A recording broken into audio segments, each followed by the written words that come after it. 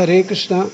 ശ്രീമദ്ഭാഗവതം ദ്വിതീയസ്കന്ധം ദശമോധ്യായം 24-ാമത്തെ ശ്ലോകം വരെ എടുത്തു. ബാക്കിയുള്ള ഭാഗങ്ങൾ നോക്കാം. അതുവരെ ഒന്ന് വായിച്ചു നോക്കാം. ഓം നമോ ഭഗവതേ വാസുദേവായ. ശ്രീമദ്ഭാഗവതേ ദ്വിതീയസ്കന്ധേ അഥ ദശമോധ്യായഃ. ശ്രീശുക ഉവാച അത്ര സർഗോ വിസർഗശ്ച സ്ഥാനം പോഷണമൂതയഃ മന്വന്തരേശാനുകഥാ നിരോധോ മുക്തിരാശ്രയഃ. ദശമസ്യ വിശുദ്ധ്യർത്ഥം നവാനാമിഹ ലക്ഷണം വർണ്ണയന്തി മഹാത്മാനഃ ശ്രുതേനാർത്ഥേന ചാഞ്ജസാ. ഭൂതമാത്രേന്ദ്രിയധിയാം ജന്മസർഗ ഉദാഹൃതഃ ബ്രഹ്മണോ ഗുണവൈഷമ്യാദ് വിസർഗ പൗരുഷ സ്മൃതം. സ്ഥിതിർവൈകുണ്ഠ വിജയഃ പോഷണം തദനുഗ്രഹഃ മന്വന്തരാണി സദ്ധർമ്മ ഊതയഃ കർമ്മവാസനാഃ. അവതാരാനുചരിതം ഹരേശ്ചാസ്യാനുവർത്തിനാം പുംസാമീശകഥാ പ്രോക്ത നാനാഖ്യാനോപബൃംഹിതാ. നിരോധോസ്യാനുശയനമാത്മനഃ സഹ ശക്തിഭിഃ മുക്തിർഹിത്വാന്യഥാരൂപം സ്വരൂപേണ വ്യവസ്ഥിതിഃ. ആഭാസശ്ച നിരോധശ്ച യതശ്ചാധ്യവസീയത്തെ സ ആശ്രയപരം ബ്രഹ്മ പരമാത്മേതി ശബ്ദത്തെ.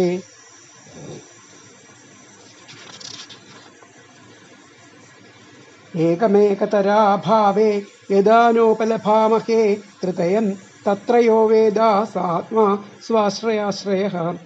പുരുഷോണ്ഡം വിനിർഭിദ്യ യദാസൗ സവിനിർഗതഃ ആത്മനോയനമന്വിച്ഛൻ അപോ സ്രാക്ഷീത് ശുചിഃ. താസ്വവാത്സീൽ സ്വസൃഷ്ടാസു സഹസ്രപരിവത്സരാൻ തേന നാരായണോ നാമ യദാപപുരുഷോദ്ഭവഃ. ദ്രവ്യം കർമ്മ ച കാലശ്ച സ്വഭാവോ ജീവ ഏവ ച യദനുഗ്രഹതഃ സന്തി ന സന്തി യദുപേക്ഷയാ. ഏകോ നാനാത്വമന്വിച്ഛൻ യോഗതൽപാൽ സമുത്ഥിതഃ വീര്യം ഹിരണ്മയം ദേവോ മായയാ വ്യസൃജത് ത്രിധാ. അധിദൈവമഥാധ്യാത്മമധിഭൂതമിതി പ്രഭുഃ യഥൈകം പൗരുഷം വീര്യം ത്രിധാ ഭിദ്യത തച്ഛൃണു. അന്തഃശരീരാകാശാത് പുരുഷസ്യ വിചേഷ്ടതഃ ഓജസ്സഹോ ബലം ജജ്ഞേ തതഃ പ്രാണോ മഹാനസുഃ. അനുപ്രാണന്തിയം പ്രാണാഃ പ്രാണന്തം സർവജന്തുഷു അപാനന്തമപാനന്തി നരദേവമിവാനുഗാഃ. പ്രാണേന ക്ഷിപതാക്ഷുത്രിട് അന്തരാജായത്തെ പ്രഭോ പിപാസതോ ദക്ഷതശ്ച പ്രാങ്മുഖം നിരഭിദ്യത. മുഖതസ്താലു നിർഭിന്നം ജിഹ്വാ തത്രോപജായത്തെ തതോ നാനാരസോ ജജ്ഞേ ജിഹ്വയാ യോധിഗമ്യത്തെ. വിവക്ഷോർമുഖതോ ഭൂമ്നോ വഹ്നിർവാഗ്വ്യാഹൃതം തയോഃ ജലേ വൈതസ്യ സുചിരം നിരോധഃ സമജായതാം. നാസികേ നിരഭിദ്യേതാം ദോധൂയതി അഭസ്വതി തത്ര വായുർഗന്ധവഹോ ഘ്രാണോനസി ജിഘൃക്ഷതഃ. യദാത്മനി നിരാലോകമാത്മാനം ച ദിദൃക്ഷതഃ നിർഭിന്നേ ഹ്യക്ഷിണീ തസ്യ ജ്യോതിശ്ചക്ഷുർഗുണഗ്രഹഃ. ബോധ്യമാനസ്യ ഋഷിഭിർ ആത്മനസ്തജ്ജിഘൃക്ഷതഃ കർണൗ ച നിരഭിദ്യേതാം ദിശശ്രോത്രം ഗുണഗ്രഹഃ. വസ്തുനോ മൃദുകാഠിന്യലഘൂ ഗുർവോഷ്ണശീതതാം വിഘൃക്ഷതസ്തും നിർഭിന്നാ തസ്യാം ലോകമഹീരുഹാഃ. തത്ര ചാന്തർബഹിർവാദസ്ത്വചാ ലബ്ധഗുണോ വൃതഃ ഹസ്തൗ തരുഹതുസ്തസ്യ നാനാ കർമ്മചികീർഷയാ തയോസ്തു ബലമിന്ദ്രശ്ച ആദാനം ഉഭയാശ്രയം. 25-ാമത്തെ ഗതിം ജിഗീഷത പാദൗ തരുഹാതേഭികാമികാം പദ്ഭ്യാം യജ്ഞ സ്വയം ഹവ്യം കർമ്മഭിഃ ക്രിയതേ നൃഭിഃ. 25-ാമത്തെ ഗതിം ജിഗീഷത പാദൗ തരുഹാതേഭികാമികാം പദ്ഭ്യാം യജ്ഞ സ്വയം ഹവ്യം കർമ്മഭിഃ ക്രിയതേ നൃഭിഃ. അപ്പോൾ ആ ഉദ്ദേശിച്ച സ്ഥാനത്ത് എത്താൻ വേണ്ടിയിട്ട് ഗതിം ജിഗീഷത പാദൗ എത്താൻ വേണ്ടിയിട്ട് ആ പുരുഷന് പാദൗ 2 പാദങ്ങൾ ഉണ്ടായി. 2 പാദങ്ങൾ പദ്ഭ്യാം കാലുകളാകുന്ന ആ പാദങ്ങളുണ്ടായി. പിന്നെ പദ്ഭ്യാം യജ്ഞസ്വയം ഹവ്യം കർമ്മഭി ക്രിയത്തെ നൃഭിഹി. അങ്ങനെ ആ കാലുകളാകുന്ന ഇന്ദ്രിയത്തോട് കൂടിയിട്ട് യജ്ഞസ്വരൂപൻ, അതിൻ്റെ അധിഷ്ഠാന ദേവതയായിട്ട് മഹാവിഷ്ണു ഉണ്ടായി. ആ മഹാവിഷ്ണുവാണ് മനുഷ്യരാൽ ആ കർമ്മേന്ദ്രിയ ശക്തിയാൽ ചെയ്യുന്ന ആ കർമ്മങ്ങളുടെ, ആ യജ്ഞങ്ങളുടെ ഹവിസ്സിനെ പ്രാപിക്കപ്പെടുന്നത് ഈ മഹാവിഷ്ണുവിലാലാണ്. ഉദ്ദിഷ്ടസ്ഥാനത്തേക്കുള്ള ആ യാത്ര അത് സാധിക്കുവാൻ ഇച്ഛിക്കുന്ന ആ പുരുഷന് കാലുകൾ മുളച്ചു. അങ്ങനെ ആ കാലുകളാകുന്ന ഇന്ദ്രിയത്തോടു കൂടെ ആ യജ്ഞസ്വരൂപനായ വിഷ്ണു തന്നെ അധിഷ്ഠാന ദേവതയായി. അങ്ങനെ ആ കർമ്മേന്ദ്രിയ ശക്തിയാൽ ആ ഉണ്ടാകുന്ന ഹവിസ്സിനെ ആ ഭഗവാൻ സ്വീകരിക്കപ്പെടുന്നു എന്നാണ് ഇവിടെ പറയുന്നത്. അപ്പം അതിലത്തെ പദങ്ങൾ നോക്കാം. അഭികാമികാം, ഉദ്ദിഷ്ടസ്ഥാനത്തേക്കുള്ള, ഗതിം യാത്ര, ജിഗീഷതഃ സാധിക്കുവാൻ ഇച്ഛിക്കുന്ന പുരുഷന്, ജിഗീഷതഃ എന്ന് പറഞ്ഞു കഴിഞ്ഞാൽ സാധിക്കുവാൻ ഇച്ഛിക്കുന്ന പുരുഷന്, പാദവും രണ്ട് കാലുകൾ, തരുഹത്തെ മുളച്ചു, തരുഹാതെ മുളച്ചു എന്നാണ് അതിൻ്റെ അർത്ഥം. പദ്ഭ്യാം ആ കാലുകളാകുന്ന ഇന്ദ്രിയത്തോടുകൂടെ യജ്ഞഃ സ്വയം യജ്ഞസ്വരൂപനായിരിക്കുന്ന ആ വിഷ്ണു തന്നെ അധിഷ്ഠാന ദേവതയായി. നൃഭിഹി മനുഷ്യരാൽ, കർമ്മഭിഹി ഈ കർമ്മേന്ദ്രിയ ശക്തിയാൽ, ഹവ്യം ആ ഹവിസ് ക്രിയത്തെ പ്രാപിക്കപ്പെടുന്നു. ഒന്നുകൂടി പറയാം.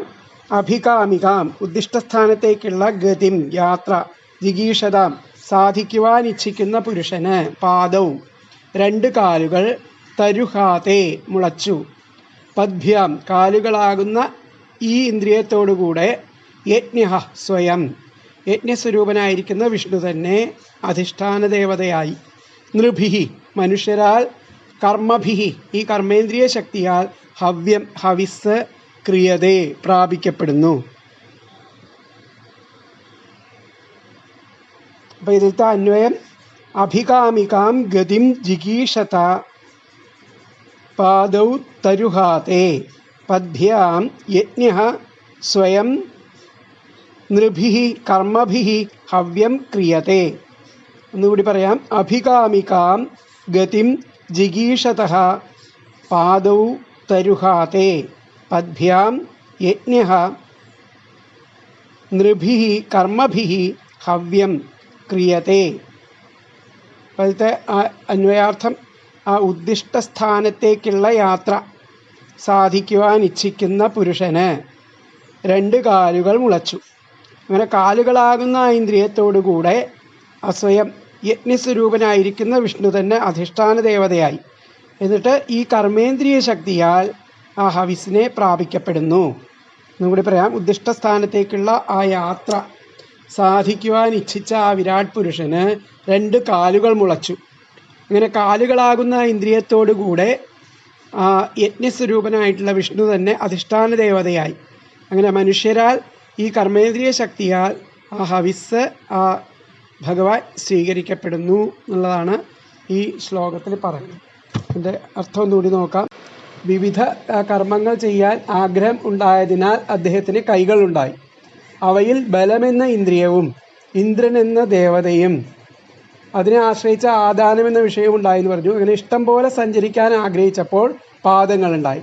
ആ പാദങ്ങളോട് കൂടിയിട്ട് സ്വയം വിഷ്ണു എന്ന ആ ഭാവത്തിൽ അവയുടെ ദേവതയായി സ്ഥിതി ചെയ്തു. അങ്ങനെ മനുഷ്യരാ കർമ്മേന്ദ്രിയ ശക്തി കൊണ്ട് യജ്ഞാർത്ഥങ്ങളായിട്ടുള്ള ഹവിസ് ആ ഭഗവാൻ പ്രാപിക്കപ്പെടുന്നു എന്നുള്ളതാണ് ഈ ശ്ലോകത്തിൽ പറയുന്നത്. ഒന്നുകൂടി നമുക്ക് നോക്കാം.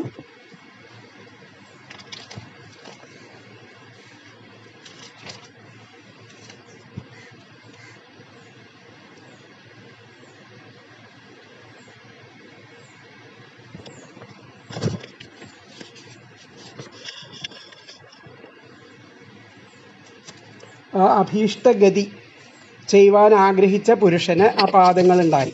പാദങ്ങളോടുകൂടെ ആ യജ്ഞസ്വരൂപനായ വിഷ്ണു അധിഷ്ഠാന ദേവതാരൂപേണ വിഷ്ണു വസിക്കുന്നു. മനുഷ്യന്മാർ ഗമനാഗമനാദി കർമ്മങ്ങളാൽ യജ്ഞത്തിന് ഉപകരിക്കുന്ന സാധനമായിട്ടുള്ള ഹവ്യത്തെ സമ്പാദിക്കുന്നു. അങ്ങനെ സമഷ്ടി സ്വരൂപനായ പുരുഷൻ്റെ അവയവ വിഭാഗങ്ങളെ പറയുന്ന ഈ ഘട്ടത്തിൽ വ്യഷ്ടി ജീവ ശരീരാവയവങ്ങളുടെയും ഉദ്ഭവ വ്യാപാരങ്ങളും അവയവദേവതകളും ഇതുമാതിരി തന്നെ എന്ന് ധരിക്കണം. അതിനു വേണ്ടിയിട്ടാണ് യജ്ഞകർമ്മങ്ങളെ നടത്താനുള്ള അധികാരികളായിട്ടുള്ള നരന്മാരെ ഈ പദ്യത്തിൽ സൂചിപ്പിച്ചത്. ഇതിലത്തെ വ്യാഖ്യാനം നമുക്ക് നോക്കാം.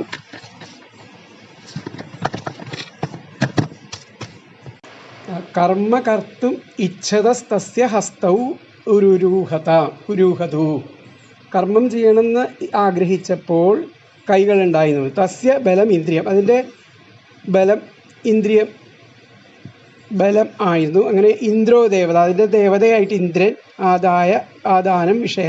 അങ്ങനെ ഗമനം കർത്തുമിച്ഛോഹോ, അങ്ങനെ ഇച്ഛിച്ച ആ കാര്യം ചെയ്യാൻ അതിലേക്ക് പോകണം എന്നുണ്ടാണെങ്കിൽ അതിന് വേണ്ടിയിട്ട് പാദൗരുഹതു, പാദങ്ങളുണ്ടായി.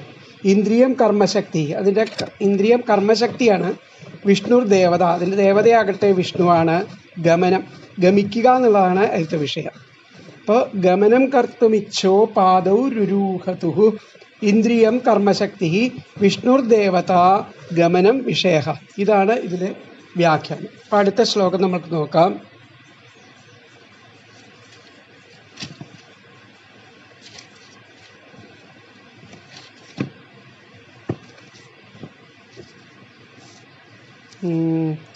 നിരഭിദ്യത ശിഷ്ണോ വൈ പ്രജാനന്ദാമൃതാർത്ഥിനഃ ഉപസ്ഥ ആസീത് കാമാനാം പ്രിയം തദുഭയാശ്രയം. നിരഭിദ്യത ശിഷ്ണോ വൈ പ്രജാനന്ദാമൃതാർത്ഥിനഃ ഉപസ്ഥ ആസീത് കാമാനാം പ്രിയം തദുഭയാശ്രയം. പ്രജാനന്ദാമൃതാർത്ഥിനഃ എന്ന് പറഞ്ഞു കഴിഞ്ഞാൽ സന്താനത്തിനെ അർത്ഥിക്കുന്ന ആ സമയത്ത് രതിസുഖം, സ്വർഗാദി ഊർധ്വലോകപ്രാപ്തി എന്നിവ ഇച്ഛിച്ചിട്ടുള്ള പുരുഷന് ശിഷ്ണഃ വൈ, ജനനേന്ദ്രിയം എന്ന അവയവം ഉണ്ടായി. അങ്ങനെ ഉപസ്ഥമുണ്ടായി. അതിൽ കൂടി കാമങ്ങളുടെ പ്രിയം, അതിനെ ആശ്രയിച്ചിട്ട് ആ കാമങ്ങളെ ആണ് അതിലത്തെ വിഷയം. ആസീനഃ, രണ്ടിനെയും ആശ്രയിച്ച, ഇത് രണ്ടിനെയും ശിഷ്ണത്തെയും ഉപസ്ഥയെയും ആശ്രയിച്ചിട്ടാണ് കാമം, ആഗ്രഹങ്ങൾ ഉണ്ടായിട്ടുള്ളത്. നിരഭിദ്യത ഉശിഷ്ണോ വൈ പ്രജാനന്ദാമൃതാർത്ഥിന, സന്താനാർത്ഥമായിട്ട് ആ ശിഷ്ണത്തിലൂടെയും ഉപസ്ഥത്തിലൂടെയും ആ കാമത്തിൻ്റെ രതിസുഖം, പ്രിയം തദുഭയാശ്രയം, അതിലൂടെ ആ രണ്ടിനെയും ആശ്രയിച്ചിട്ട് കാമങ്ങളെ സാധിക്കുന്നു.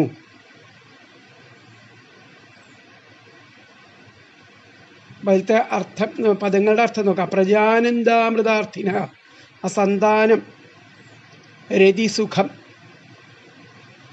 ഇത് രണ്ടും അർത്ഥിക്കുന്ന ആൾക്കാർ, സ്വർഗാദി ഊർധ്വലോകപ്രാപ്തി എന്നിവ ഇച്ഛിച്ച പുരുഷന് ശിഷ്ണഃ വൈ, ജനനേന്ദ്രിയങ്ങളായിട്ടുള്ള അവയവം ഉണ്ടാകണു. ഉപസ്ഥം, നിരഭിദ്യത ഉണ്ടായി. കാമാനാം, ആ കാമങ്ങളുടെ പ്രിയം, തദു ഉഭയാശ്രയം ആസീത്, അതിന് രണ്ടിനെയും ആശ്രയിച്ചതാകുന്നു. സന്താനം രതിസുഖം, പ്രജാനന്ദാമൃതാർത്ഥിന എന്ന് പറഞ്ഞു കഴിഞ്ഞാൽ സന്താനം രതിസുഖം ഇവ ഇച്ഛിക്കുന്ന ആൾക്കാർക്ക്, അർത്ഥിക്കുന്നവർക്ക് സ്വർഗാദി ഊർധ്വലോകപ്രാപ്തി ഇച്ഛിക്കുന്ന പുരുഷനാണ് അർത്ഥം. ശിഷ്ണഃ വൈ, ജനനേന്ദ്രിയാവയവം ആയിട്ടുള്ള ഉപസ്ഥം അവയവം, ജനനേന്ദ്രിയമായിട്ടുള്ള ഇതുണ്ടായി, അവയവം ഉണ്ടായി. ഉപസ്ഥഃ, നിരഭിദ്യത ഉണ്ടായി. അങ്ങനെ കാമാനാം, കാമങ്ങളുടെ പ്രിയം, തദുഭയാശ്രയം, അതിനെ ആശ്രയിച്ച്, രണ്ടിനെയും ആശ്രയിച്ചു കൊണ്ടുള്ളതാകുന്നു. അപ്പം അതിലത്തെ അന്വയം പ്രജാനന്ദാമൃതാർത്ഥിനഃ ശിഷ്ണഃ വൈ ഉപസ്ഥഃ നിരഭിദ്യത കാമാനാം പ്രിയം തദുഭയാശ്രയം ആസീത്. എന്നും കൂടി പറയാം. പ്രജാനന്ദാമൃതാർത്ഥിനഃ ആർത്ഥിനഃ ശിഷ്ണഃ വൈ ഉപസ്ഥഃ നിരഭിദ്യത കാമാനാം പ്രിയം ആസീത്, പ്രിയം തദുഭയാശ്രയം ആസീത്. അതായത് സന്താനം രതിസുഖം തുടങ്ങിയ സ്വർഗാദി ഊർധ്വലോകപ്രാപ്തി ഇച്ഛിച്ച് ഉള്ള പുരുഷന് ജനനേന്ദ്രിയ അവയവമായിരിക്കുന്ന ഉപസ്ഥം ഉണ്ടായി. കാമങ്ങളുടെ പ്രിയം ഇത് രണ്ടിനെയും ആശ്രയിച്ചു കൊണ്ടാകുന്നു.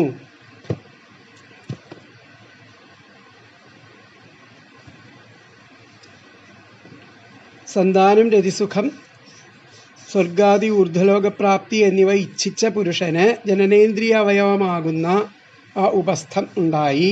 കാമങ്ങളുടെ പ്രിയം അതിനെ രണ്ടിനെയും ആശ്രയിച്ചാണ് ഉണ്ടാകുന്നതെന്നാണ് ഇവിടെ പറയപ്പെടുന്നത്. അപ്പോൾ ഇവിടെ പറഞ്ഞു, കർമ്മങ്ങൾ ചെയ്യണമെന്ന് ആഗ്രഹിച്ചപ്പോൾ കൈകളും, ചലിക്കണമെന്ന് വിചാരിച്ചപ്പോൾ കാലുകളും, ചലിക്കണമെന്ന് വിചാരിച്ചപ്പോൾ കാലുകളും, പ്രജയെ ആഗ്രഹിച്ചപ്പോൾ ഗുഹ്യവും, ദേഹത്തിലെ മലിനാംശത്തെ വിസർജിക്കണമെന്ന് ആഗ്രഹിച്ചപ്പോൾ ഗുദവും ഉണ്ടായി. ഇവയ്ക്കെല്ലാം മുൻപറഞ്ഞ അധിഷ്ഠാനം, ഇന്ദ്രിയം, വിഷയം, ദേവത എന്നിങ്ങനെയുണ്ട്. ഇന്ദ്രിയങ്ങളെ പറ്റിയും ദേവതകളെ പറ്റിയും കഴിഞ്ഞ ഭാഗങ്ങളിൽ വിവരിച്ചിട്ടുണ്ട്. ശരീരാന്തരപ്രാപ്തി ഇച്ഛിച്ചപ്പോൾ, അത് അടുത്ത ശ്ലോകത്തിലാണ്. അപ്പോൾ ഇവിടെ ഇതിൻ്റെ അർത്ഥം ഒന്നുകൂടി നോക്കാം നമുക്ക്. ഇഷ്ടം പോലെ സഞ്ചരിക്കാൻ ആഗ്രഹിച്ചപ്പോൾ പാദങ്ങൾ ഉണ്ടായി എന്ന് പറഞ്ഞു. പാദങ്ങളോടുകൂടെ സ്വയം വിഷ്ണു എന്ന ആ ഭാവത്തിൽ അവയുടെ അധിഷ്ഠാന ദേവത ഉണ്ടായി. മനുഷ്യരാൽ കർമ്മേന്ദ്രിയ ശക്തിയാൽ യജ്ഞാർത്ഥമായിട്ട് ചെയ്യുന്ന ഹവിസിനെ അത് ഭഗവാൻ സ്വീകരിക്കപ്പെടുന്നു എന്ന് പറഞ്ഞു. ഭഗവാൻ പുത്രനെയും രതിയെയും സർഗാദികളുടെ ആഗ്രഹിച്ചപ്പോൾ, സർഗാദികളെയും ആശ്രയിച്ചപ്പോൾ, സ്വർഗാദികളെ ആഗ്രഹിച്ചപ്പോൾ സിസ്നം എന്ന അധിഷ്ഠാനവും കാമഭോഗ സാധനമായ ഉപസ്ഥേന്ദ്രിയവും ആ രണ്ടിനെയും ആശ്രയിച്ച് കാമസുഖമെന്ന വിഷയവും അവിടെ ഉണ്ടായിരുന്നത്. ഇതിന് പറയുന്ന കുറച്ചുകൂടി ഒന്നുകൂടി വിസ്തരിച്ച് നമുക്ക്. സന്താനം സ്ത്രീ സംയോഗ സുഖം, പിതൃകടം തീർക്കുന്നത് കൊണ്ട് ഉണ്ടാകുന്ന ആനന്ദം, ഇവയെ ആഗ്രഹിച്ച ആ പുരുഷന് അതിന് ഉപകരിക്കുന്ന അധിഷ്ഠാനമായിരിക്കുന്ന സിസ്നം ഉണ്ടായി. അതിനെ ആശ്രയിച്ചിരിക്കുന്ന ഇന്ദ്രിയത്തിന് ഉപസ്ഥം എന്ന് പേർ. അതിൻ്റെ ദേവത പ്രജാപതി. കാമങ്ങളുടെ തൃപ്തിയെ നൽകുന്നതായിട്ടുള്ള സ്ത്രീ പുരുഷ യോഗമാകുന്ന വിഷയം ഇന്ദ്രിയം, ദേവത എന്ന ഈ രണ്ടിനെയും ആശ്രയിച്ച് ഇരിക്കുന്നു എന്നർത്ഥം. സന്താനം, സ്ത്രീ സംയോഗ സുഖം, പിതൃകടം തീർക്കുന്നത് കൊണ്ടുണ്ടാകുന്ന ആനന്ദം, ഇവയെ ആഗ്രഹിച്ച പുരുഷന് അതിനുപകരിക്കുന്ന അധിഷ്ഠാനമായിരിക്കുന്ന സിസ്നം ഉണ്ടായി. അതിനെ ആശ്രയിച്ചിരിക്കുന്ന ഇന്ദ്രിയത്തിന് ഉപസ്ഥം എന്ന് പേർ. അതിൻ്റെ ദേവത പ്രജാപതി. കാമങ്ങളുടെ തൃപ്തിയെ നൽകുന്നതായിട്ടുള്ള സ്ത്രീ പുരുഷ യോഗമാകുന്ന വിഷയം ഇന്ദ്രിയം, ദേവത എന്ന രണ്ടിനെ ആശ്രയിച്ച് ഇരിക്കുന്നു. രണ്ടിനെയും ആശ്രയിച്ചു കൊണ്ടിരിക്കുന്നു. അപ്പം ഇതിൻ്റെ ആ വ്യാഖ്യാനം നോക്കാം നമുക്ക്.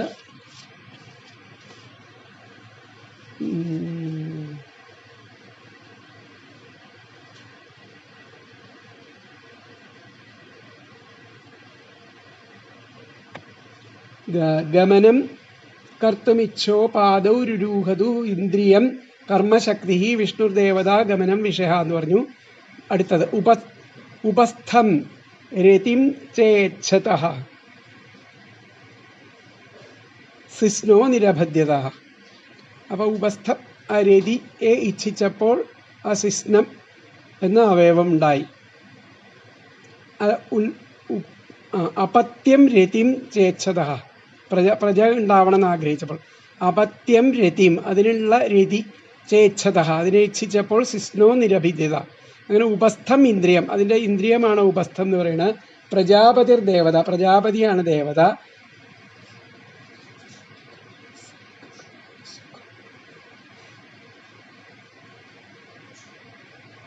മൂത്രോത്സർഗ കാമസുഖോ, മൂത്രം പുറത്തേക്ക് പോവുക, കാമസുഖം വിഷയം, ഇതൊക്കെ ആയിട്ടുള്ള ആ ഉപസ്ഥം എന്ന അവയവം അവിടെ ഉണ്ടായി. അപത്യം രതിം ചേച്ഛതഃ സിസ്നോ നിരഭിദ്യത ഉപസ്ഥം ഇന്ദ്രിയം പ്രജാപതിർദേവത മൂത്രോത്സർഗ കാമസുഖോ വിഷയ.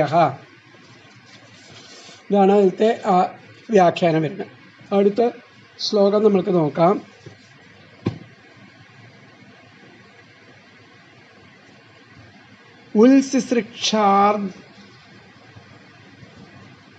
ഉത്സിസൃക്ഷോർധാതുമലം നിരഭിദ്യത വൈഗുദം തതഃ പായുസ്തതോ മിത്ര ഉത്സർഗ ഉഭയാശ്രയഃ ഉത്സിസൃക്ഷോർധാതുമലം നിരഭിദ്യത വൈകുതം തതഃ പായുസ്തതോ മിത്ര ഉത്സർഗ ഉഭയാശ്രയഃ. അപ്പോൾ ആ ഭക്ഷിച്ചതിൻ്റെ ആവശ്യം കഴിഞ്ഞുള്ള അവശിഷ്ടം വിസർജിച്ച് കളയണം. അതിൻ്റെ അവശിഷ്ടം വിസർജിച്ച് കളയുവാൻ ഇച്ഛിച്ചപ്പോൾ അവിടെ ഗുദം, മലദ്വാരം അവിടെ ഉണ്ടായി, നിരഭിദ്യത ഉണ്ടായി. അതിൽ പായു എന്ന വിസർജനേന്ദ്രിയം, അതിനാണ് പായു എന്ന വിസർജനേന്ദ്രിയം എന്ന് പറയുന്നത്. തതഃ അതിൽ അധിഷ്ഠാന ദേവതയായിരിക്കണം മിത്രൻ, അതിൻ്റെ ഉഭയാശ്രയം രണ്ടിനെയും ആശ്രയിച്ചതായിരിക്കുന്ന ഉത്സർഗം, വിസർജനം, അതിൻ്റെ ക്രിയ വിഷയം എന്ന് പറയുന്നത് വിസർജനം എന്ന ക്രിയയും ഉണ്ടായി. ഒന്നും കൂടി പറയാം. അതിലത്തെ പദങ്ങൾ നോക്കാം നമുക്ക്. ധാതുമലം, ഭക്ഷിച്ചതിൽ ആവശ്യം കഴിഞ്ഞുള്ള അവശിഷ്ടം. ധാതുമലം, ഭക്ഷിച്ചതിൽ അവശ്യം കഴിഞ്ഞുള്ള അവശിഷ്ടം. ഉത്സിസൃക്ഷതാം, വിസർജിക്കുവാൻ ഇച്ഛിച്ചപ്പോൾ. ഗുദം വൈ, മലദ്വാരവും. നിരഭിദ്യത ഉണ്ടായി, മലദ്വാരവും ഉണ്ടായി. തതഃ അതിൽ പായു എന്ന വിസർജനേന്ദ്രിയങ്ങൾ ഉണ്ടായി. തതഃ അതിൽ അതിൻ്റെ അധിഷ്ഠാന ദേവതയായിരിക്കുന്ന മിത്രൻ ഉണ്ടായി. ഉഭയാശ്രയ, രണ്ടിനെയും ആശ്രയിച്ചതായിരിക്കുന്ന ഉത്സർഗ, വിസർജനം എന്ന ക്രിയയും ഉണ്ടായി. അപ്പം അതിലത്തെ ആ അന്വയം ധാതുമലം ഉത്സിസൃക്ഷോഹോ ഗുദം വൈ നിരഭിദ്യത തതഃ പായു തതഃ മിത്രഃ ഉഭയാശ്രയഃ ഉത്സർഗഃ. എന്നുകൂടി പറയാം. ധാതുമലം ഉത്സിസൃക്ഷോഹോ ഗുദം വൈ നിരഭിദ്യത തതഃ പായു തതഃ മിത്രഃ ഉഭയാശ്രയഃ ഉത്സർഗഃ. അതായത് ഭക്ഷിച്ചതിൽ അവശ്യം കഴിഞ്ഞുള്ള ആ അവശിഷ്ടം വിസർജിച്ചു കളയുവാൻ ഇച്ഛിച്ചപ്പോൾ മലദ്വാരവും ഉണ്ടായി. അതിൽ പായു എന്ന വിസർജനേന്ദ്രിയവും അതിൽ അധിഷ്ഠാന ദേവതയായിരിക്കുന്ന മിത്രനും, ആ രണ്ടിനെയും ആശ്രയിച്ചതായിട്ടുള്ള ആ വിസർജനം എന്ന ക്രിയയും ഉണ്ടായി. ഒന്നുകൂടി പറയാം. ഭക്ഷിച്ചതിൽ അവശ്യം കഴിഞ്ഞുള്ള അവശിഷ്ടം വിസർജിച്ചു കളയുവാൻ ഇച്ഛിച്ചപ്പോൾ മലദ്വാരം ഉണ്ടായി. ആ പായു എന്ന വിസർജനേന്ദ്രിയവും അധിഷ്ഠാന ദേവതയായിട്ടുള്ള മിത്രനും രണ്ടിനെയും ആശ്രയിച്ചതായിട്ടുള്ള വിസർജനം എന്ന ക്രിയയും അവിടെ ഉണ്ടായി എന്നാണ് പറയുന്നത്. അതാണ് ഇവിടെ പറഞ്ഞ് പ്രജയെ ആഗ്രഹിച്ചപ്പോൾ ഗുഹ്യവും ദേഹത്തിലെ മലിനാംശത്തെ വിസർജിക്കണമെന്ന് ആഗ്രഹിച്ചപ്പോൾ ഗുദവും ഉണ്ടായി. വിസർജിക്കണം എന്നാവശ്യപ്പെട്ടപ്പോൾ ആഗ്രഹിച്ചപ്പോൾ. ഇവയ്ക്കെല്ലാം മുൻപറഞ്ഞ അധിഷ്ഠാനം, ഇന്ദ്രിയം, വിഷയം, ദേവത എന്നിങ്ങനെ ആ മിത്രൻ, പ്രജാപതി ഒക്കെ തുടങ്ങിയിട്ടുള്ള, അതുപോലെ കാമം വിഷയം, അതുപോലെ വിസർജനം വിഷയം, ഇങ്ങനെയുള്ള എല്ലാതും അതിൽ ഉണ്ടായി എന്നർത്ഥം. ഇവിടെ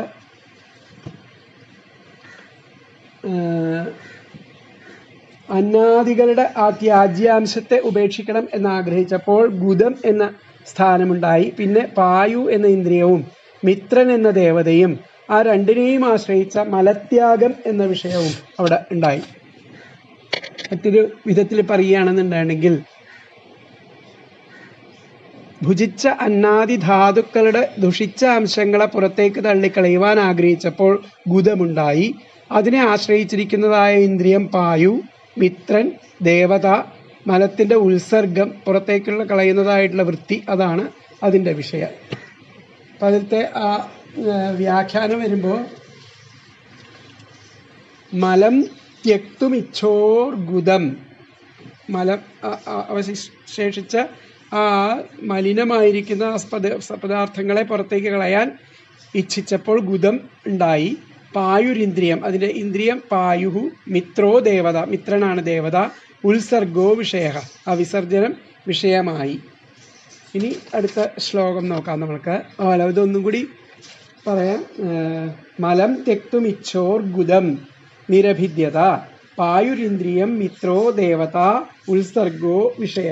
അത് വ്യാഖ്യാനം. അപ്പം അടുത്ത ശ്ലോകം വന്നിട്ട് 28ാമത്തെ ശ്ലോകം.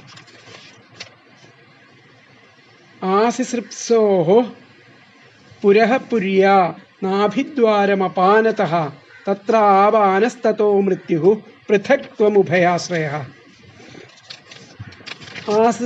ആസിസൃപ്സോഃ പുരഃ പുര്യാ ആസിസൃപ്സോഃ പുരഃ പുര്യാ നാഭിദ്വാരമപാനതഃ തത്ര ആപാനസ്തതോ മൃത്യുഃ പൃഥക്ത്വമുഭയാശ്രയഃ. ഒരു ശരീരത്തിൽ നിന്നും മറ്റൊരു ശരീരത്തിലേക്ക് വിട്ടുപോകാൻ ആഗ്രഹിച്ചപ്പോൾ ആ നാഭീദ്വാരം പൊക്കിൾ ചുഴിയുണ്ടായി. തത്ര അതില് അപാനം എന്ന ഇന്ദ്രിയം, അപാനൻ എന്ന ഇന്ദ്രിയം, തതഃ അതിൽ നിന്ന് ആ മൃത്യു അധിഷ്ഠാന ദേവതയായി ഉണ്ടായി. ആ അപാനതഃ അപാനനിൽ നിന്ന് പ്രാണന്റെ വേർപാടാകുന്ന ആ മരണം ഉണ്ടായി. അപാനിൽ നിന്നും ആ പ്രാണന്റെ വേർപാടാകുന്ന മരണം ഉണ്ടായി. അതാകട്ടെ ആ ഇന്ദ്രിയം ദേവത എന്നീ രണ്ടിനെയും ആശ്രയിച്ചുകൊണ്ടാണ് അവിടെ ഇരിക്കുന്നത്. അപ്പോൾ അതിൽ പറയാം, അതിലത്തെ പദങ്ങൾ നോക്കാം. പുര്യാഹ ഒരു ശരീരത്തിൽ നിന്ന്, പുരഹ വേറൊന്നിലേക്ക്, പുര്യാഹ പുരഹ ഒരു ശരീരത്തിൽ നിന്ന് വേറൊന്നിലേക്ക്, ആസസൃപ്സോഹോ വിട്ടുപോകാൻ ആഗ്രഹിച്ചപ്പോൾ, നാഭിദ്വാരം ആ പൊക്കിൾ ചുഴിയുണ്ടായി. തത്ര അതിൽ അപാനഹ അപാനൻ എന്ന ഇന്ദ്രിയവും, തതഃ അതിൽ നിന്ന് മൃത്യു അധിഷ്ഠാന ദേവതയുമായിട്ടുള്ള മൃത്യുവും ഉണ്ടായി. അപാനതഃ അപാനനിൽ നിന്ന് ആ പൃഥക്ത്വം പ്രാണന്റെ വേർപെടാനാകുന്ന ആ മരണം, പ്രാണൻ വേർപെടുന്നതായിരിക്കുന്ന മരണം ആ അപാനനിൽ നിന്നും ഉണ്ടാവണം. ഉഭയാശ്രയം അതാകട്ടെ ഇന്ദ്രിയം ദേവത എന്നീ രണ്ടിനെയും ആശ്രയിച്ച് ഇരിക്കണമെന്നാണ് പറയുന്നത്. ഇപ്പോൾ പുര്യാഹ പുരഹ ആസിസൃപ്സോഹോ നാഭിദ്വാരം തത്ര അപാനഃ തതഃ മൃത്യുഃ അപാനതഃ പൃഥക്ത്വം ഉഭയാശ്രയം ദേവത പൃഥക്ത്വം ഉഭയാശ്രയം എന്നുകൂടി പറയാം. പുര്യാഹ പുരഹ ആസിസൃപ്സോഹോ നാഭിദ്വാരം തത്ര അപാനഃ തതഃ മൃത്യുഃ അപാനതഃ പൃഥക്ത്വം ഉഭയാശ്രയം. അതായത് ഒരു ശരീരത്തിൽ നിന്ന് മറ്റൊന്നിലേക്ക് വിട്ടുപോകാൻ ആഗ്രഹിച്ചപ്പോൾ പൊക്കിൾ ചുഴിയുണ്ടായി. അതിൽ അപാനൻ എന്ന ഇന്ദ്രിയവും അതിൽ നിന്ന് അധിഷ്ഠാന ദേവതയായിരിക്കുന്ന മൃത്യുവും ഉണ്ടായി. ആ അപാനനിൽ നിന്ന് പ്രാണന്റെ വേർപാടാകുന്ന ആ മരണമുണ്ടായി. അതാകട്ടെ ഇന്ദ്രിയം ദേവത എന്നീ രണ്ടിനെയും ആശ്രയിച്ചിരിക്കുന്നു. ഒന്നുകൂടി പറയാം. ഒരു ശരീരത്തിൽ നിന്ന് വേറൊന്നിലേക്ക് വിട്ടുപോകാൻ ആഗ്രഹിച്ചപ്പോൾ പൊക്കിൾ ചുഴിയുണ്ടായി. അതിൽ അപാനൻ എന്ന ഇന്ദ്രിയവും അതിൽ നിന്ന് അധിഷ്ഠാന ദേവതയായിരിക്കുന്ന മൃത്യുവുമുണ്ടായി. അപാനനിൽ നിന്ന് പ്രാണന്റെ വേർപാടാകുന്ന മരണമുണ്ടായി. അങ്ങനെ ആ ഇന്ദ്രിയം ദേവത ഇവ എന്നിനെയും രണ്ടിനെയും ആശ്രയിച്ച് ഉഭയാശ്രയമായിരിക്കുന്ന ഇന്ദ്രിയം അവിടെ ഉണ്ടായി എന്നാണ് പറയപ്പെടുന്നത്. ശരീരാന്തരപ്രാപ്തി ഇച്ഛിച്ചപ്പോൾ അപാനവായുവിൽ നിന്ന് നാഭിദ്വാരമുണ്ടായി. അതിൻ്റെ ദേവത മൃത്യുവാണ്. മാതൃഗർഭത്തിൽ നിന്ന് വേർപിരിയുന്നത് പൊക്കിളിൻ്റെ ബന്ധവിച്ഛേദത്തോട് ആണല്ലോ.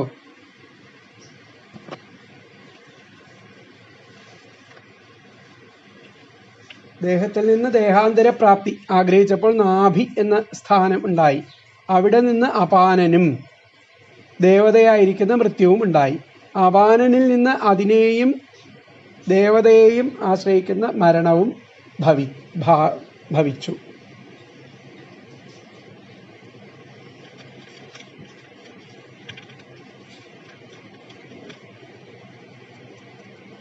ഈ ശരീരത്തിൽ നിന്ന് വെളിക്ക് സഞ്ചരിച്ച് മറ്റൊരു ശരീരത്തെ സ്വീകരിപ്പാൻ ആഗ്രഹിച്ച ആ പുരുഷൻ അപാനവായുവിൽ നിന്ന് നാഭിദ്വാരമുണ്ടായി.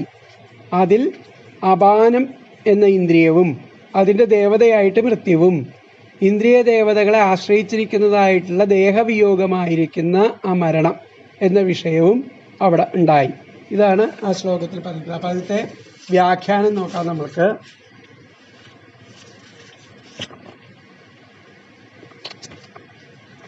ഉപസ്ഥം ഇന്ദ്രിയം പ്രജാപതിർദേവത അത് കഴിഞ്ഞു. ദേഹാന്തരം ദേഹത്തിൽ നിന്നും അന്യദേഹത്തേക്ക് അന്തരം വ്യത്യാസപ്പെട്ട ദേഹത്തെ ഗന്ധം അതിലേക്ക് പോകണമെന്ന് ഇച്ഛോർ നാഭിദ്വാരം, ഇച്ഛിച്ചപ്പോൾ നാഭിദ്വാരം ഉണ്ടായി. രുരോഹ.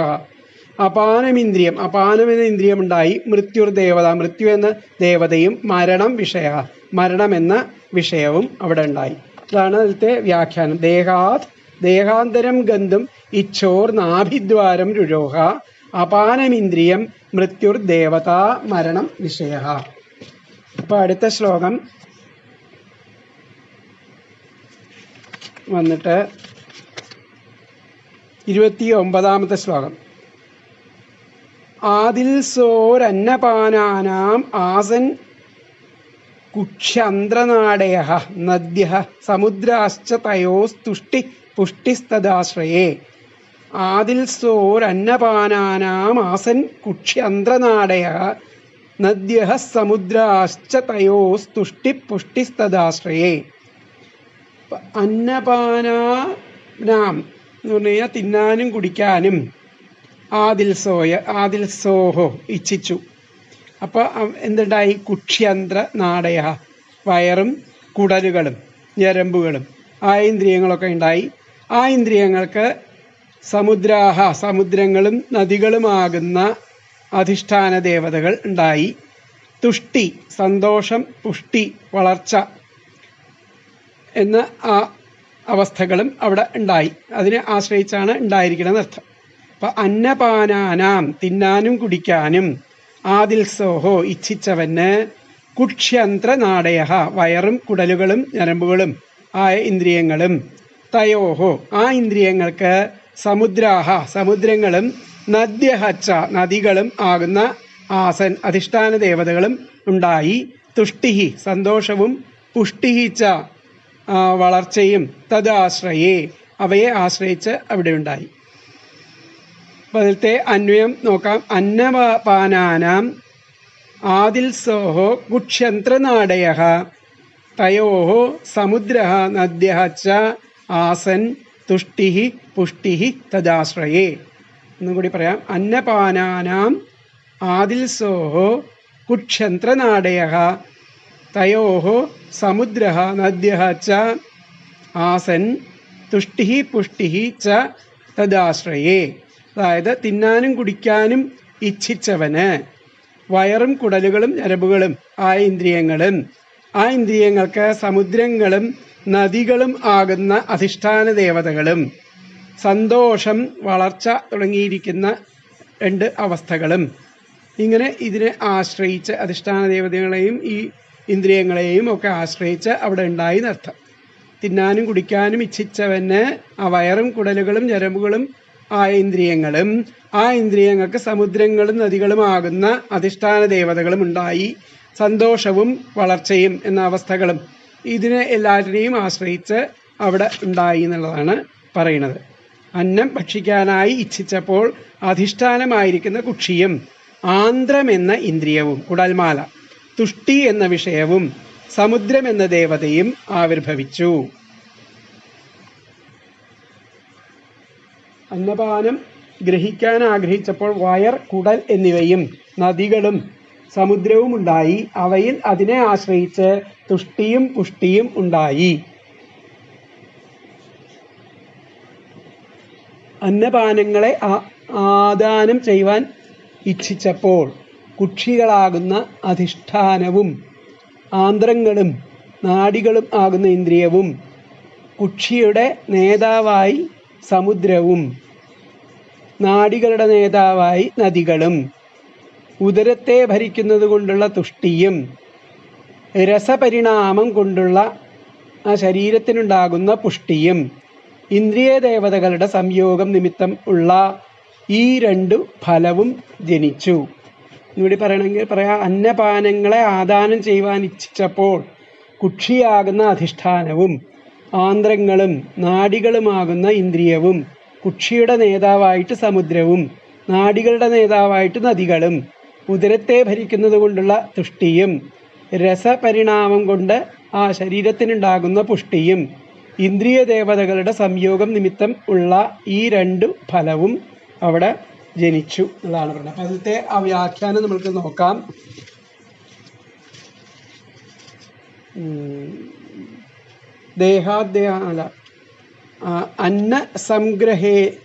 അന്നസംഗ്രഹേച്ഛോ അന്നത്തെ സംഗ്രഹിക്കാൻ ഇച്ഛിച്ചപ്പോൾ കുക്ഷിസ്ഥാനം, ആ കുക്ഷിയുടെ സ്ഥാനം നിരഭിദ്യത ഉണ്ടായി.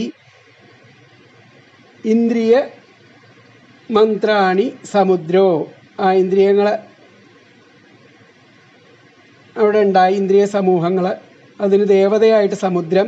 തുഷ്ടിർ വിഷയ, അതിൻ്റെ വിഷയം ആയിട്ട് തുഷ്ടി ഉണ്ടായി.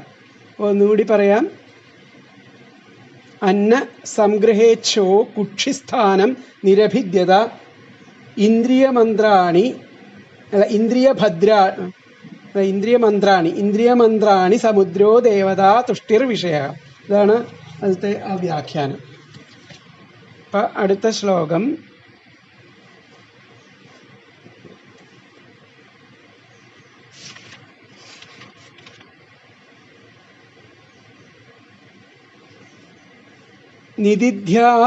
നിദിധ്യാസോരാത്മമായാം ഹൃദയം നിരഭിദ്യത തതോ മനസ്തതശ്ചന്ദ്രഃ സങ്കൽപ്പഃ കാമ ഏവ ച. നിദിധ്യാസോരാത്മമായാം ഹൃദയം നിരഭിദ്യത തതോ മനസ്തതശ്ചന്ദ്രഃ സങ്കൽപ്പഃ കാമ ഏവ ച. അപ്പോൾ ആ സ്വന്തം മായയെപ്പറ്റി നന്നായി ചിന്തിക്കുവാൻ ഇച്ഛിച്ചപ്പോൾ, നിദിധ്യാസനം സ്വന്തം മായയെപ്പറ്റി, ആത്മമായയെപ്പറ്റി ചിന്തിക്കാൻ ഇച്ഛിച്ചപ്പോൾ അവിടെ ആ ഹൃദയം എന്ന അധിഷ്ഠാനം ഉണ്ടായി. നിരഭിദ്യത തതോ, അതിൽ നിന്നും ആ മനസ്സെന്ന ഇന്ദ്രിയം ഉണ്ടായി, സങ്കല്പങ്ങളുണ്ടായി, ചന്ദ്രൻ അധിഷ്ഠാന ദേവതയായി, കാമം എന്ന വിഷയം അതിൽ നിന്ന് ഉണ്ടായി. എന്നുകൂടി പറയാം. ആത്മമായാം, തൻ്റെ സ്വന്തം മായയെപ്പറ്റി നിധിധ്യാസോഹോ നന്നായിട്ട് ചിന്തിക്കുവാൻ ഇച്ഛിച്ചപ്പോൾ ഹൃദയം എന്ന അധിഷ്ഠാനവും നിരഭിദ്യത ഉണ്ടായി. തതഃ അതിന് മനസ്സെന്ന ഇന്ദ്രിയവും, തതഃ അതിന് ചന്ദ്രൻ അധിഷ്ഠാന ദേവതയും, സങ്കല്പവും, കാമഃ ഏവച കാമവും അതിൽ നിന്ന് ഉണ്ടായി. ഒന്നുകൂടി പറയാം. ആത്മമായാം തൻ്റെ സ്വന്തം മായയെപ്പറ്റി നിധിധ്യാസോഹോ നന്നായി ചിന്തിക്കുവാൻ ഇച്ഛിച്ചപ്പോൾ ഹൃദയം എന്ന അധിഷ്ഠാനവും നിരഭിദ്യത ഉണ്ടായി. തതഃ അതിന് മനസ്സെന്ന ഇന്ദ്രിയവും, തതഃ അതിന് ചന്ദ്രൻ അധിഷ്ഠാന ദേവതയായും, സങ്കല്പവും, കാമഃ ഏവച കാമവും അതിൽ നിന്നുണ്ടായി. അതിലത്തെ അന്വയം വരുന്നത് ആത്മമായാം നിധിധ്യാസോഹോ ഹൃദയം നിരഭിദ്യത തതഃ മനഃ തതഃ ചന്ദ്രഃ സങ്കല്പഃ കാമഃ ഏവച. ഒന്നുകൂടി പറയാം. ആത്മമായാം നിധിധ്യാസോഹോ ഹൃദയം നിരഭിദ്യത തതഃ മനഃ തതഃ ചന്ദ്രഃ സങ്കല്പഃ കാമഃ ഏവച. അതായത് തൻ്റെ സ്വന്തം മായയെപ്പറ്റി നന്നായിട്ട് ചിന്തിക്കുവാൻ ഇച്ഛിച്ചപ്പോൾ ഹൃദയം എന്ന അധിഷ്ഠാനവും ഉണ്ടായി, ആ മനസ്സെന്ന ഇന്ദ്രിയവും, അതിന് ചന്ദ്രൻ എന്ന അധിഷ്ഠാന ദേവതയും, ചന്ദ്രൻ അധിഷ്ഠാന ദേവതയായിട്ടും കാമവും എന്ന വിഷയവും അതിൽ നിന്ന് ഉണ്ടായി. തൻ്റെ സ്വന്തം മായയെപ്പറ്റി നന്നായിട്ട് ചിന്തിക്കുവാൻ ഇച്ഛിച്ചപ്പോൾ ഹൃദയം എന്ന അധിഷ്ഠാനവും ഉണ്ടായി, മനസ്സെന്ന ഇന്ദ്രിയവും, അതിന് ആ ചന്ദ്രൻ എന്ന അധിഷ്ഠാന ദേവതയായും, സങ്കല്പവും കാമവും അതിൽ നിന്ന് ഉണ്ടായി എന്നുള്ളതാണ് പറയുന്നത്. അപ്പോൾ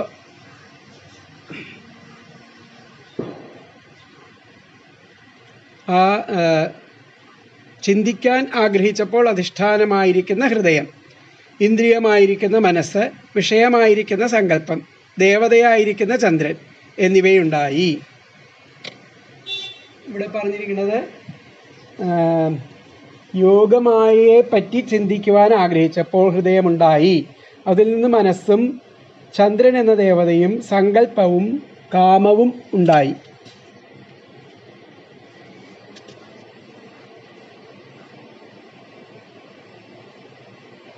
അപ്പോൾ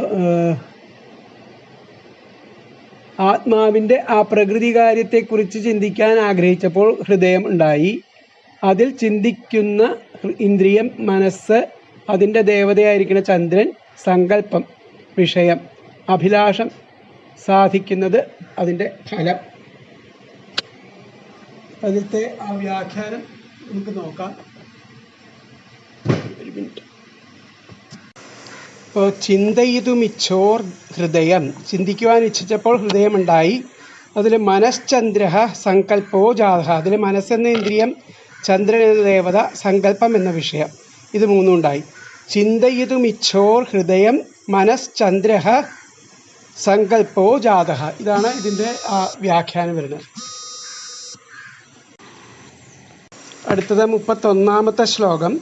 ത്വക് ചർമ്മ മാംസ രുധിരമേധോ മജ്ജാസ്ഥി ധാതവഃ ഭൂമ്യപ്തേജോ മയഃ സപ്ത പ്രാണോ വ്യോമാംബുവായുഭിഃ. ത്വക് ചർമ്മ മാംസ രുധിരമേധോ മജ്ജാസ്ഥി ധാതവഃ ഭൂമ്യാപ്തേജോമയഃ സപ്ത പ്രാണോ വ്യോമാംബുവായുഭിഃ. അതായത് ത്വക്ക്, ചർമ്മം, മാംസം, രക്തം, മേധസ്, മജ്ജ, അസ്ഥി എന്നീ ധാതുക്കൾ, സപ്തധാതുക്കൾ. ത്വക്ക്, ചർമ്മം, മാംസം, രക്തം, മേധസ്, മജ്ജ, അസ്ഥി എന്നീ സപ്തധാതുക്കൾ. പിന്നെ ഭൂമി, ജലം, അഗ്നി എന്നിവയുടെയും സപ്തപ്രാണൻ, പ്രാണാഹ വ്യോമാംബുവായുഭിഃ, ആകാശം, ജലം, വായു എന്നിവയുടെയും വികാരങ്ങളായിട്ടുള്ള 7 ഭൂമി, ജലം, അഗ്നി, ആകാശം, വായു ഇവയുടെ വികാരങ്ങളായിട്ടുള്ള 7 സപ്തപ്രാണങ്ങൾ അതിൽ നിന്നുണ്ടായി. ത്വക് ചർമ്മ മാംസ രുധിര മേധോ മജ്ജാസ്ഥി ധാതവഃ, ആ 7 ധാതുക്കളിൽ നിന്ന് ആ ഭൂമ്യപ്തേജോമയ സപ്തപ്രാണോ 7 പ്രാണങ്ങൾ അവിടെ ഉണ്ടായി എന്നാണ് പറയുന്നത്. ഇതിൽ നോക്കാം നമുക്ക്. എന്താണ് സപ്തധാതുക്കൾ? പൃഥ്വി, ജലം, തേജസ് എന്നിവയുടെ വികാരങ്ങളാണ്. ആകാശം, ജലം, വായു എന്നിവയുടെ സമുദായം ആണ് പ്രാണനും. അങ്ങനെ ത്വക്ക്, രക്തം, മാംസം, മേധസ്, അസ്ഥി, മജ്ജ, ശുക്ലം എന്നിവയാണ് സപ്തധാതുക്കൾ. എന്നാൽ ഇവിടെ ഇതിൽ നിന്ന് വ്യത്യസ്തമായിട്ട് ത്വക്ക്, ചർമ്മം, മാംസം, രുധിരം, മേധസ്, മജ്ജ, അസ്ഥി എന്നിവയെയാണ് സപ്തധാതുക്കളായിട്ട് പറയണത് എന്നർത്ഥം.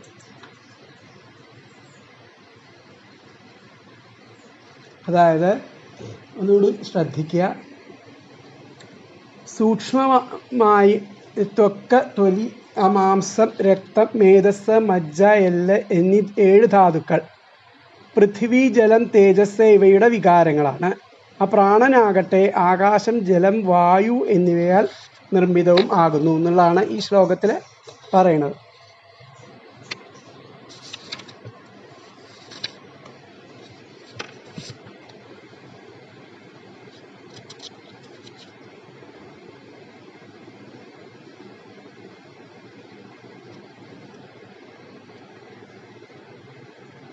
അധിദൈവം, ആധ്യാത്മം, അധിഭൂതം എന്നീ ആ ഭേദങ്ങളെ വേർതിരിച്ചു കാട്ടിയ ശേഷം അതിൻ്റെ അംശഭൂതങ്ങളായിട്ടുള്ള ധാതുക്കളുടെ സ്വരൂപത്തെയാണ് പറയുന്നത്.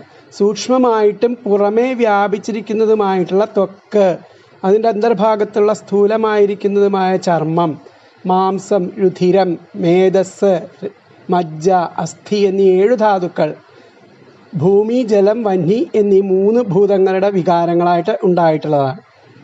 അങ്ങനെ ആകാശം, ജലം, വായു ഈ 3ൻ്റെയും സമുദായ രൂപമായിട്ട്, അതിൻ്റെ ഒന്നിച്ചുള്ള ഒരു രൂപമായിട്ടാണ് ഇത്.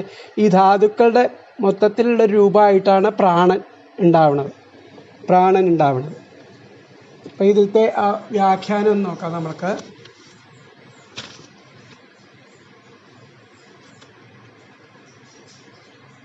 തഥാ ത്വക് ചർമ്മ മാംസ രുധിര മേധോ മജ്ജ അസ്ഥീനി സപ്തധാതവോ ജാത. അങ്ങനെ 7 സപ്തധാതുക്കളുണ്ടായി.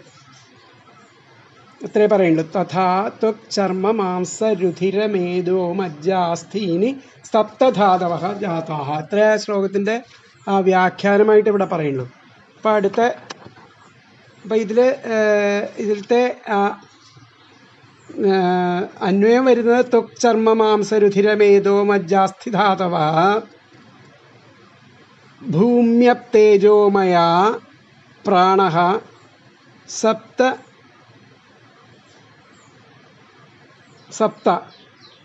ഒന്നുകൂടി പറയാം. ത്വക് ചർമ്മ മാംസരുധിര മേധോ മജ്ജാധിധാതവ ഭൂമ്യപ്തേജോമയാഃ പ്രാണഃ വ്യോമാംബുവായുഭിഃ സപ്ത. അതിലത്തെ പദങ്ങളർത്ഥം ത്വക് ചർമ്മ മാംസരുധിരം മേധോ മജ്ജാസ്ഥി എന്ന് പറഞ്ഞാൽ 7 ധാതുക്കൾ. ഭൂമ്യപ്തേജോമയാഃ ഭൂമി ജലം അഗ്നി എന്നിവയുടെയും പ്രാണഃ വ്യോമാംബുവായുഭിഃ സപ്ത പ്രാണൻ ആകാശം ജലം വായു എന്നിവയുടെയും വികാരങ്ങളായിട്ടുള്ള 7 എണ്ണമാകുന്നു. അപ്പം അതിൻ്റെ അന്വയാർത്ഥം വരുന്നത് ത്വക്ക് മാംസം രക്തം മേധസ് മജ്ജ അസ്ഥി എന്നീ ധാതുക്കൾ ഭൂമി ജലം അഗ്നി എന്നിവയുടെയും പ്രാണൻ ആകാശം ജലം വായു എന്നിവയുടെയും വികാരങ്ങളായിട്ടുള്ള 7 എണ്ണം ആകുന്നു എന്നുള്ളതാണ് അതിൻ്റെ അർത്ഥം വരുന്നത്. അപ്പോൾ അടുത്ത ശ്ലോകം നോക്കാം. 32ാമത്തെ ശ്ലോകം. ഗുണാത്മകാൻ ഇന്ദ്രിയാണി ഭൂതാദി പ്രഭവാ ഗുണാ മനഃ സർവവികാരാത്മാ ബുദ്ധിർവിജ്ഞാനരൂപിണി. ഗുണാത്മകാൻ ഇന്ദ്രിയാണി, ഇന്ദ്രിയങ്ങളൊക്കെ ഗുണാത്മകങ്ങളാണ്. ശബ്ദാദി വിഷയങ്ങളിൽ വ്യാപരിക്കുന്ന ആ ഗുണങ്ങളോട് കൂടിയവയാണ് ഈ ഇന്ദ്രിയങ്ങൾ. ഭൂതാദി പ്രഭവാ ഗുണാഹ, അതിൽ നിന്നാണ് ആ അഹങ്കാരത്തിൽ നിന്നും ഉണ്ടായവയിട്ടാണ്, ആ ഗുണങ്ങളുടെ അഹങ്കാരത്തിൽ നിന്നും ഉണ്ടായിട്ടുള്ളതാണ് ഇന്ദ്രിയങ്ങൾ. മനഃ സർവാധികാരാത്മാ, മനസ്സാണ് സർവവികാരങ്ങളുടെയും വികാരാത്മാ. ബുദ്ധിർ വിജ്ഞാനരൂപിണി, വികാരങ്ങളുടെയും ബുദ്ധിയും ജ്ഞാനത്തിൻ്റെയും ഒക്കെ രൂപം ഉള്ളത് ആ മനസ്സാണ്. മനസ്സ് സർവവികാരങ്ങളുടെയും ബുദ്ധി ജ്ഞാനത്തിൻ്റെയും ഒക്കെ രൂപം ഉള്ളതാകുന്നു മനസ്സ്. മനഃ സർവവികാരാത്മാ ബുദ്ധിർവിജ്ഞാനരൂപിണി. ഇപ്പം ഇന്ദ്രിയാണി, ഇന്ദ്രിയങ്ങൾ ഭൂതാദിപ്രഭവാഹ അഹങ്കാരത്തിൽ നിന്നും ഉണ്ടായവയും, ഇന്ദ്രിയങ്ങൾ അഹങ്കാരത്തിൽ നിന്ന് ഉണ്ടായവയാണ്. ഗുണാത്മകാനി ശബ്ദാദി വിഷയങ്ങളിൽ വ്യാപരിക്കുന്ന ഗുണങ്ങളോട് കൂടിയവയാണ്. ഗുണാഹ ഗുണങ്ങളോട് കൂടിയവയാണ്. മനഃ മനസ്സ് സർവവികാരാത്മാ സകല വികാരങ്ങളുടെയും സ്രോതസ്സാണ്. ബുദ്ധി ബുദ്ധി വിജ്ഞാനരൂപിണി, ബുദ്ധി ജ്ഞാനത്തിൻ്റെ സ്വരൂപം ഉള്ളതാണ് ബുദ്ധി. ഒന്നുകൂടി പറയാം. ഇന്ദ്രിയാണി ഇന്ദ്രിയങ്ങൾ ഭൂതാദിപ്രഭവാഹ അഹങ്കാരത്തിൽ നിന്നുണ്ടായവയും ഗുണാത്മകാനി ശബ്ദാദി വിഷയങ്ങളിൽ വ്യാപരിക്കുന്ന ഗുണങ്ങളോട് കൂടിയവയുമാണ്. മനഃ മനസ്സ് സർവവികാരാത്മാ സകല വികാരങ്ങളുടെയും ബുദ്ധി ബുദ്ധി വിജ്ഞാനരൂപിണി ജ്ഞാനത്തിൻ്റെയും രൂപമുള്ളതാകുന്നു.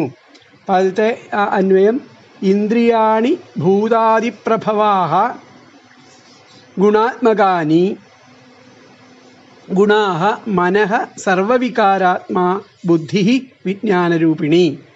ഒന്നും കൂടി പറയാം. ഇന്ദ്രിയാണി ഭൂതാദിപ്രഭവാഹ ഗുണാഹ മനഃ സർവവികാരാത്മാ ബുദ്ധി വിജ്ഞാനരൂപിണി. അതായത് ആ ഇന്ദ്രിയങ്ങൾ അഹങ്കാരത്തിൽ നിന്ന് ഉണ്ടായവയും ശബ്ദാദി വിഷയങ്ങളിൽ വ്യാപരിക്കുന്ന ഗുണങ്ങളോട് കൂടിയവയുമാണ് ഇന്ദ്രിയങ്ങൾ എന്ന് പറയുന്നത്. ഇന്ദ്രിയങ്ങൾ അഹങ്കാരത്തിൽ നിന്നും ഉണ്ടായവയും ശബ്ദാദി വിഷയങ്ങളിൽ വ്യാപരിക്കുന്ന ആ ഗുണത്തോടു കൂടിയവയുമാണ് ഇന്ദ്രിയങ്ങൾ. മനസ്സ് സർവവികാരങ്ങളുടെയും ആത്മാവാണ്. ബുദ്ധി വിജ്ഞാനരൂപിണി ജ്ഞാനത്തിൻ്റെ രൂപത്തോട് കൂടിയതാണ് എന്നാണ് ഈ ശ്ലോകത്തിൽ പറയുന്നത്. ഇപ്പോൾ ഗുണങ്ങൾ പഞ്ചഭൂതങ്ങളുടെ ഉൽപ്പത്തിക്ക് മുമ്പുണ്ടായിട്ടുള്ളവയാണ്. ഇന്ദ്രിയങ്ങൾ ആ ഗുണങ്ങളോട് ബന്ധപ്പെട്ടിരിക്കുന്നു. മനസ്സ് വികാരസ്വരൂപവും ബുദ്ധി ജ്ഞാനസ്വരൂപവുമാകുന്നു. ഗുണങ്ങൾ ആ പഞ്ചഭൂതങ്ങളുടെ ഉൽപ്പത്തിക്ക് മുമ്പേ ഉണ്ടായിട്ടുള്ളതാണ്. അങ്ങനെ ഇന്ദ്രിയങ്ങൾ ആ ഗുണങ്ങളോട് കൂടി ബന്ധപ്പെട്ടിരിക്കുകയാണ് ചെയ്യുന്നത്. അങ്ങനെ മനസ്സ് വികാരസ്വരൂപവും ബുദ്ധി ജ്ഞാനസ്വരൂപവുമാകുന്നു എന്നാണ് ഈ ശ്ലോകത്തിൽ അർത്ഥം ആയിട്ട് പറയുന്നത്. പഞ്ചഭൂതങ്ങൾ അഹങ്കാരം മഹത്തത്വം പ്രകൃതി ഇങ്ങനെ 8 ആവരണങ്ങളാൽ ചുറ്റപ്പെടുന്ന സ്ഥൂലമായ ഭഗവാന്റെ സ്വരൂപം. അല്ല, ഇന്ദ്രിയങ്ങൾ വിഷയാഭിമുഖ സ്വഭാവങ്ങളാണ്. ആ ശബ്ദാദി വിഷയങ്ങൾ താമസാഹങ്കാര കാര്യങ്ങളാണ്. മനസ്സ് സർവവികാരങ്ങളുടെയും ഭാവത്തിൽ നിലകൊള്ളുന്നു. ബുദ്ധി വിജ്ഞാന സ്വരൂപമാകുന്നു.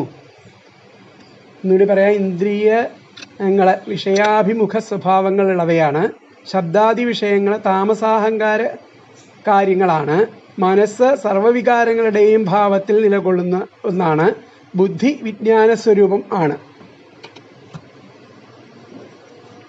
ചക്ഷുരാദികളായിരിക്കുന്ന ഇന്ദ്രിയങ്ങൾ രജോ ഗുണങ്ങൾ, അതുകൊണ്ട് ഉണ്ടാകുന്ന ശബ്ദാദി ഗുണങ്ങളിൽ അവ ഉന്മുഖങ്ങളായിരിക്കണം. ആ ഗുണങ്ങളാകട്ടെ അഹങ്കാരത്തിൻ്റെ കാര്യങ്ങളാണ്. മനസ്സ് കാമാദികളായിരിക്കുന്ന സർവ്വവികാരങ്ങളുടെയും സ്വരൂപമാണ്. ബുദ്ധി ആ വിജ്ഞാന സ്വരൂപമാണ്.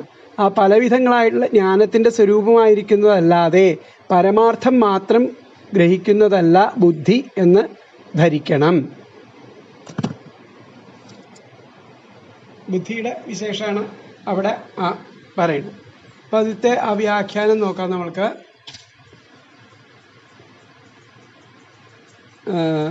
തഥാ ത്വക് ചർമ്മമാംസ കഴിഞ്ഞു അസ്യ മന സർവവികാരാണാം സ്വരൂപം. മനസ്സ് സർവവികാരങ്ങളുടെ സ്വരൂപമാണ്. തഥാ ബുദ്ധിർ ജ്ഞാനരൂപിണി, ബുദ്ധി ജ്ഞാനരൂപിണിയായിട്ടും ഭവിക്കണു. അപ്പോൾ അസ്യ മനഃ സർവവികാരാണാം സ്വരൂപം തഥാ ബുദ്ധിർ ജ്ഞാനരൂപിണി ബഭൂവ. മനസ്സ് സർവവികാരങ്ങളുടെയും സ്വരൂപവും ബുദ്ധി ജ്ഞാനത്തിൻ്റെ സ്വരൂപവുമായിട്ട് അവിടെ വരണു എന്നുള്ളതാണ് പറയുന്നത്. അപ്പോൾ ഇതിൽ ഒരു ശ്ലോകം കൂടിയുണ്ട്. ഏതത് ഭഗവതോ രൂപം സ്ഥൂലം. ഇങ്ങനെയാണ് ആ ഭഗവാന്റെ സ്വരൂപം. ഏതത് ഭഗവതോ രൂപം സ്ഥൂലം തേ വ്യാഹൃതം മയ. സ്ഥൂലമായിട്ട് ആ മേ വ്യാഹൃതം, നമ്മളിലും അത് വ്യാഹൃതം മയ, നമ്മളിലും വ്യാപരിച്ചിരിക്കണം. മഹ്യാദിഭിശ്ചാവരണൈർ അഷ്ടഭിർ ബഹിരാവൃതം. ആ ഭഗവാന്റെ ആ സ്ഥൂലമായിട്ടുള്ള ഈ രൂപം എന്നാൽ അങ്ങയ്ക്ക് പറയപ്പെട്ട് തരുന്നു. ഞാൻ അത് അങ്ങയ്ക്ക് പറഞ്ഞു തരണു. അങ്ങനെ മഹ്യാദിഭി, ഭൂമി മുതൽ അഷ്ടഭി, 8 ആവരണങ്ങളാൽ ബഹിർഭാഗത്ത് മറക്കപ്പെട്ടു. ഭഗവാന്റെ സ്ഥൂലമായിട്ടുള്ള ഈ രൂപത്തെ, ഇപ്പം പറഞ്ഞിട്ടുള്ള ഇത്രയും പറഞ്ഞിട്ടുള്ള ഈ സ്വരൂപത്തെ ഞാൻ അങ്ങക്ക് പറഞ്ഞു തരികയാണ്. മഹ്യാദിഭി,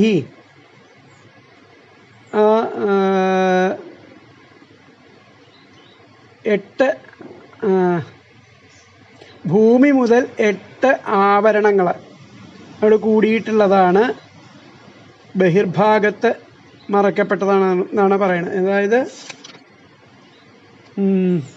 ഭൂമി മുതലായ 8 ആവരണങ്ങളാൽ ചുറ്റപ്പെട്ടതാണ് ഭഗവാന്റെ ആ സ്ഥൂല സ്വരൂപം. പഞ്ചഭൂതങ്ങളും അഹങ്കാരം, മഹത്തത്വം, അവ്യക്തം, ഇവയാണ് ഈ 8 ആവരണങ്ങൾ. അപ്പോൾ ഭഗവാന്റെ സ്ഥൂല രൂപം എന്ന് പറയുന്നത് ആ ഭൂമി മുതലായിട്ടുള്ള 8 ആവരണങ്ങളാൽ ചുറ്റപ്പെട്ടതാണെന്നാണ് പറയുന്നത്. അതായത് 8 ആവരണം എന്ന് പറയുന്നത് 1 പഞ്ചഭൂതങ്ങൾ, അതായത് ആകാശം, ഭൂമി, വായു, ജലം, അഗ്നി എന്നുള്ള ആ പഞ്ചഭൂതങ്ങളും പിന്നെ അഹങ്കാരം, മഹത്തത്വം, അവ്യക്തം എന്നിവയുമാണ് ഈ 8 ആവരണങ്ങൾ. ഈ 8 ആവരണങ്ങളാൽ ചുറ്റപ്പെട്ടുള്ളതാണ് ഭഗവാന്റേതായിരിക്കുന്ന സ്ഥൂല രൂപം എന്നാണ് ഈ ഇതിൽ പറയണത്. ഏതത് ഭഗവതോ രൂപം സ്ഥൂലം തേ വ്യാഹൃതം മയ മഹ്യാധിഭിശ്ചാവരണൈർ അഷ്ടഭിർ ബഹിരാവൃതം. പതിനത്തെ പദങ്ങൾ ഭഗവതഃ, ഭഗവാന്റെ സ്ഥൂലം, സ്ഥൂലമായിട്ടുള്ള ഏതത് രൂപം, ഈ രൂപം മയാ എന്നാൽ തേ അങ്ങയ്ക്ക് വ്യാഹൃതം പറയപ്പെട്ടു. മഹ്യാദിഭിഹി ഭൂമി മുതൽ അഷ്ടഭിഹി 8 ആവരണൈഹി ആവരണങ്ങളാൽ ബഹിഹി ബഹിഭാഗത്ത് പുറംഭാഗത്ത് ആവൃതം മറക്കപ്പെട്ടതാകുന്നു. എന്നുകൂടി പറയാം. ഭഗവതഃ ഭഗവാന്റെ സ്ഥൂലം, സ്ഥൂലമായ ഏതത് രൂപം, ഈ രൂപം മയാ എന്നാൽ അങ്ങയ്ക്ക് വ്യാഹൃതം പറയപ്പെട്ടു. മഹ്യാദിഭിഹി ഭൂമി മുതൽ അഷ്ടഭിഹി 8 ആവരണൈഹി ആവരണങ്ങളാൽ ബഹിഹി ബഹിർഭാഗത്ത് ആവൃതം മറക്കപ്പെട്ടതാണ്. പലത്തെ അന്വയം ഭഗവതഃ സ്ഥൂലം ഏതത് രൂപം മയാ തേ വ്യാഹൃതം മഹ്യാദിഭിഹി ഭൂമി അഷ്ടഭിഹി ആവരണൈഹി ബഹിഹി ആവൃതം. ഒന്നുകൂടി പറയാം. ഭഗവതഃ സ്ഥൂലം ഏതത് രൂപം മയാ തേ വ്യാഹൃതം മഹ്യാദിഭിഹി അഷ്ടഭിഹി ആവരണൈഹി ബഹിഹി ആവൃതം. അതായത് ഭഗവാന്റെ സ്ഥൂലമായിട്ടുള്ള ഈ സ്വരൂപം അങ്ങക്ക് ഞാൻ പറയപ്പെട്ടു കഴിഞ്ഞു. ഭൂമി മുതൽ 8 ആവരണങ്ങളാൽ അത് പുറമെ മറക്കപ്പെട്ട് അവയാണ്. ഭഗവാന്റെ സ്ഥൂലം ആയിട്ടുള്ള ഈ സ്വരൂപം അതിനെ പറ്റിയിട്ട് അങ്ങക്ക് ഞാൻ പറയപ്പെട്ടു കഴിഞ്ഞു. ഭൂമി തുടങ്ങിയിട്ടുള്ള 8 ആവരണങ്ങളാൽ ഇത് ചുറ്റപ്പെട്ടതാണ്. അപ്പം ആശ്രയം എന്ന ലക്ഷണം കൊണ്ട് ബ്രഹ്മജ്ഞാനമാണ് ഭാഗവതത്തിൻ്റെ ലക്ഷ്യമെന്ന് പറയപ്പെട്ടു. അപ്പോൾ അതിനെ പറ്റിയിട്ട് ആ ബ്രഹ്മത്തിൻ്റെ സ്വഭാവം, ആ ഭഗവാന്റെ സ്ഥൂല ഭാവത്തെ പറ്റിയിട്ടാണ് ഇതിൽ വിസ്തരിച്ച് പറഞ്ഞിരിക്കുന്നത്. ഇത്രയും ഭാഗങ്ങൾ നിങ്ങൾ ശ്രദ്ധിച്ച് പഠിക്കുക. ബാക്കിയുള്ളത് അടുത്ത ക്ലാസ്സിലെടുക്കാം. ഹരേ കൃഷ്ണ.